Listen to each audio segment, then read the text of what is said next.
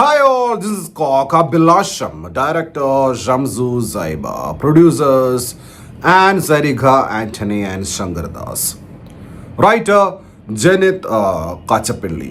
ജനിത്തിനൊന്ന് വയ്യേ എന്തൊക്കെ എഴുതി വെച്ചേക്കുന്നത്. ഡിയോപെ സജാദ് കക്കു, അതുപോലെ തന്നെ എഡിറ്റ് ചെയ്തിരിക്കുന്ന നിംസ്. ഈ സിനിമയുടെ music director Srihari K Nair. ഒരു പാട്ട് കൊള്ളാം, ബാക്കിയെല്ലാം പോക്കാം. പിന്നെ സ്കോറും. മലപ്പുറം, കോട്ടയ്ക്കൽ, മുഖം, മണാശ്ശേരി തുടങ്ങിയ സ്ഥലങ്ങളിലാണ് ഇത് ഷൂട്ട് ചെയ്തിരിക്കുന്നത്. കഥ നടക്കുന്നതായി കാണിക്കുന്നത് കോട്ടയ്ക്കൽ, മഞ്ചേരി പ്രദേശങ്ങളിലാണ്.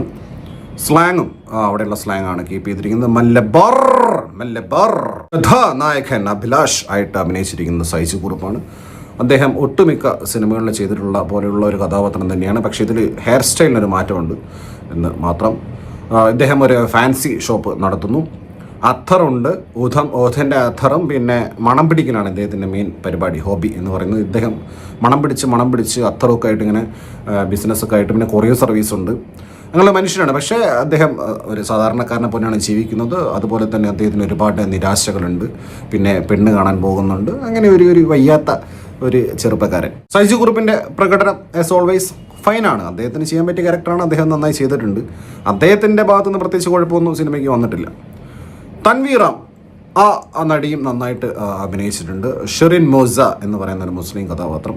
ഭർത്താവ് മരിച്ച ഒരു സ്ത്രീ. പക്ഷേ ഭർത്താവ് മരിച്ച് നേരെ നാട്ടിൽ വന്ന് ഇവർ അത്ര വാങ്ങാൻ വേണ്ടി പോവാണ്. അത്ര മണപ്പിക്കുന്നു, ഇങ്ങനെ കിണിക്കുന്നു, ഇതൊക്കെയാണ്. പക്ഷേ നല്ലതാണ്, നല്ല ആറ്റിറ്റ്യൂഡാണ്. ഭർത്താവ് മരിച്ചു കഴിഞ്ഞാൽ ദുഃഖിക്കേണ്ടതോ അതിൽ നിരാശപ്പെടേണ്ടതോ അതിൻ്റെ ഒന്നും അതിൻ്റെ ആവശ്യമില്ല. എപ്പോഴും ഹാപ്പി ആയിരിക്കും, ചില്ല് ചെയ്യുക, അത്ര അടിക്കുക, ഇങ്ങനെയൊക്കെയാണ് വേണ്ടത്. ശരിക്കും യഥാർത്ഥത്തിൽ പോസിറ്റീവ് ആറ്റിറ്റ്യൂഡ് അതാണ് ഇതിൽ കാണിച്ചിരിക്കുന്നത്.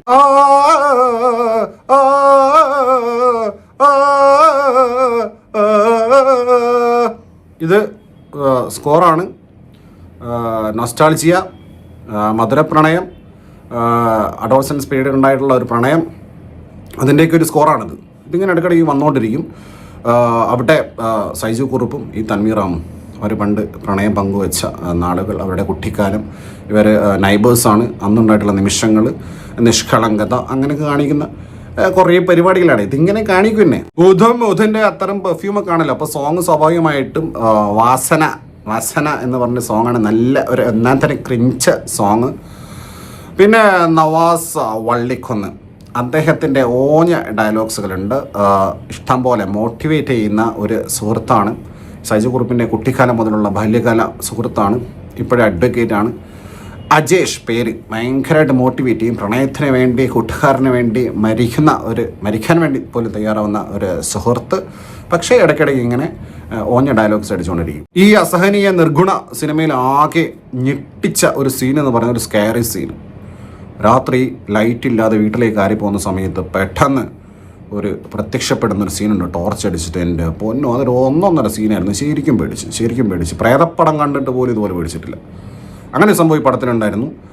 പിന്നെ സൈജു കുറുപ്പ് ഇടയ്ക്കിടയ്ക്ക് പുള്ളി സാധാരണ ചോദിക്കുന്നത് നമ്മൾ തകർക്കുന്നു, ഇതാണ് പുള്ളിയുടെ സ്ഥിര സാധനം. ഇത് പ്രശ്നമാകുമോ എന്നിട്ട് ബോധം കെട്ട് വീഴുക, ഇതാണ് പുള്ളിയുടെ പരിപാടി ഇതിനകത്ത്. കൂടാതെ ഇതിൽ വലിയൊരു പുരോഗമന സ്റ്റേറ്റ്മെൻ്റ് ഉണ്ട്. അതായത് നായികയുടെ ഉമ്മ പറയുന്ന ഒരു സ്റ്റേറ്റ്മെൻറ്റാണ്, ഈ വെജിറ്റേറിയനായിട്ട് ഞാൻ നിന്നൊന്നും പറഞ്ഞില്ലല്ലോ. അതായത് നോൺ വെജ് ആയിരുന്ന സ്ത്രീ വെജിറ്റേറിയനായി. അതായത് ഇവരെ മോളെയാണ് സ്ത്രീ എന്ന് പറഞ്ഞത്.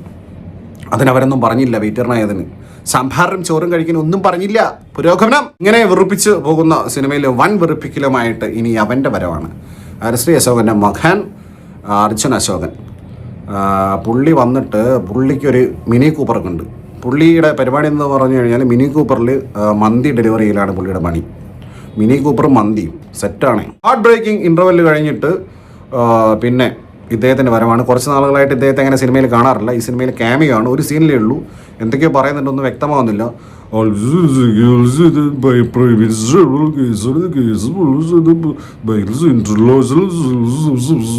ഷൈൻ ടോം ചാക്കോ പുള്ളി എന്തൊക്കെയോ പറഞ്ഞ് പുള്ളി പോകുന്നു. ഒരു ചെറിയ സീന്, വളരെ ചെറിയ സീന്. പിന്നെ അങ്ങനെ കുറേ ഉള്ള സോങ്സ്, വീണ്ടും അത്ര മണപ്പിക്കൽ, ഏതോ കുന്നിൻ്റെ മുകളിൽ പോകുന്നു, എന്തൊക്കെയോ പറയുന്നു നായകനും നായികയും, അങ്ങനെ എന്തൊക്കെയോ സെൻറ്റിമെൻറ്റ്സ്. മറ്റേ ഇദ്ദേഹമൊക്കെ ഉണ്ട്, കുതിരോട്ടം പപ്പുവിൻ്റെ മകൻ ബിനു പപ്പു, ഇദ്ദേഹമൊക്കെ ഉണ്ട്. ഇങ്ങനെ കുറേ പേര് വരുന്നു. എന്തൊക്കെയോ ഒരു തരത്തിലും കണക്റ്റ് ആവുന്നില്ല. ഇങ്ങനെ എന്തൊക്കെയോ കാണിക്കുക. അങ്ങനെ അവസാനം കാര്യമായിട്ട് എന്തൊക്കെയോ കാണിക്കുന്നുണ്ട്, കാര്യമായിട്ട് എന്തൊക്കെയോ പറയുന്നുണ്ട്. ആരൊക്കെയോ കരച്ചിലും പിഴിച്ചിലും എന്തൊക്കെയോ സെൻറ്റിമെൻറ്റ്സ് എന്തൊക്കെയോ കാണിക്കുക. അങ്ങനെ അവസാനിക്കുന്ന ഒരു സിനിമ. ഉമ KP ഒക്കെ ഉണ്ട്, എന്തൊക്കെയോ കോമഡിയെ കാണിക്കുന്ന അമ്മയായിട്ടാണ്. കോമഡി കാണിക്കുന്നതിന് ചിരിയൊന്നും വന്നില്ല. പിന്നെ ഷിൻസ് ജാൻ പേര് കേട്ടിട്ട് ചൈനക്കാരനാണെന്ന് വിചാരിക്കേണ്ട, മലയാളിയാണ്, ഇറക്കുമതിയൊന്നുമല്ല. അദ്ദേഹം അഭിനയിച്ചിട്ടുണ്ട്. അങ്ങനെയൊക്കെയാണ് 2 മണിക്കൂർ കൊണ്ട് പരിപാടി അവസാനിപ്പിച്ചത്. നന്നായി സുഭാഷ്.